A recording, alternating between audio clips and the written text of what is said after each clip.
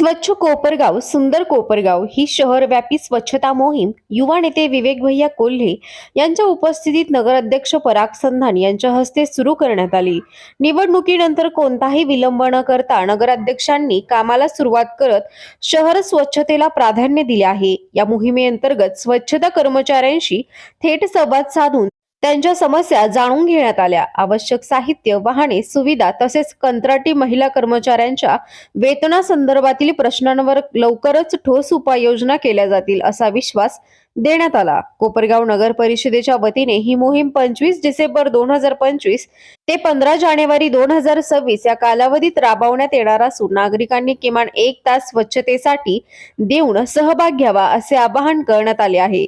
चला एकत्र येऊन स्वच्छ व सुंदर कोपरगाव घडवूया असे आवाहन नगराध्यक्ष पराग संधान यांनी केले आहे। घरकुलाचा प्रश्न जो आहे तो भैयासाहेब मुख्यमंत्री फडणवीस साहेबांकडे आपण तो मांडू।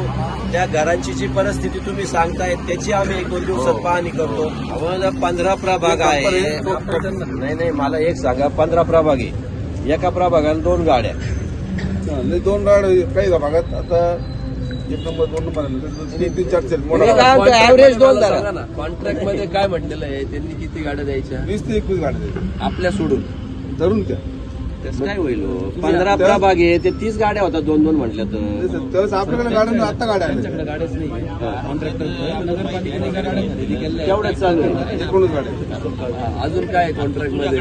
रोड स्वीपरचे मशीन, ट्रॅक्टर 2 ट्रॅक्टर आहेत, 2 ट्रॅक्टर आहे का? ते ट्रॅक्टर आहेत। कुठे आहे ते 2 ट्रॅक्टर? रोड झालं त्यांनी कचरावर आहे, कचरावर आहे। 2 ट्रॅक्टर 15 प्रभाग करणार आपले 2 आहेत। आपले 2 त्यांनी किती द्यायचे? कॉन्ट्रॅक्ट मध्ये किती म्हटले? त्यांनी उर्वरित रक्कम उर्वरित वाहन पुरवायचं किती? म्हणजे 4 ट्रॅक्टर मध्ये 2 ट्रॅक्टर आहे आणि आपल्या डंपर आहे।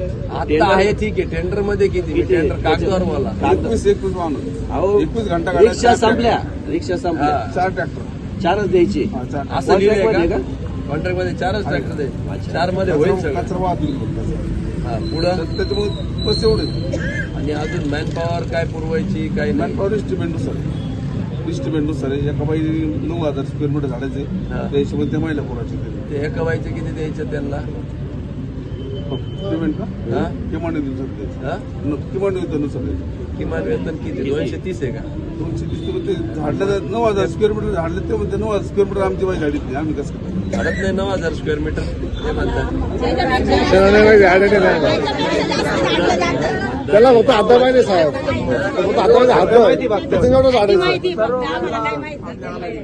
त्यांना आता किती स्क्वेअर फूट झाडते त्यांना तेच समजत। आता 240 रुपये ते 9,000 स्क्वेअर फूट झाडून घ्यायचे का 11,000 झाडून घ्यायचे? त्याला 9,000 आखून द्या ना, इथून त्या मंदिरापर्यंत येतो एकदा मोजमाप करा, एवढंच झाडायचं, एवढंच झाडायचं, एवढंच झाडायचं। ती जबाबदारी त्यांची नाही, ते